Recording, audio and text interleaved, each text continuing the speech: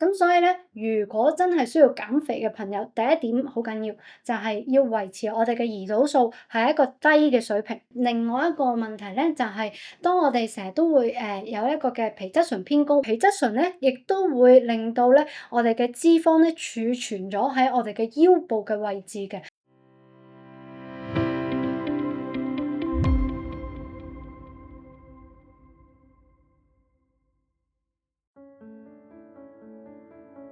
咩叫皮質醇偏高咧？呢個其實皮質醇係一個壓力嘅荷爾蒙嚟嘅。當我哋長時間處於一個高壓嘅狀態嘅時候咧，我哋身體會產生一個皮質醇，而皮質醇咧亦都會令到咧我哋嘅脂肪咧儲存咗喺我哋嘅腰部嘅位置嘅。咁所以點樣可以令到我哋嘅皮質醇唔好經常都偏高嘅話咧，有一個小方法俾你哋，因為咧冇辦法叫你哋唔好有壓力，或者咧唔好講 deadline，因為呢個係冇可能做得到嘅。咁所以咧，平時日常嘅生活入邊咧，我哋多啲攝取維他命 B 集同埋呢個嘅維他命 C，因為咧維他命 B 集咧係一個抗壓力嘅荷爾蒙，同時間亦都係可以幫我哋咧燃燒我哋身體儲存過多嘅脂肪嘅一個維他命嚟嘅。而另外維他命 C 咧，亦都係一個好緊要嘅維他命嚟嘅，因為咧佢係其中一個愛嚟幫我哋製造呢個嘅抗壓力荷爾蒙嘅一個原料嚟嘅。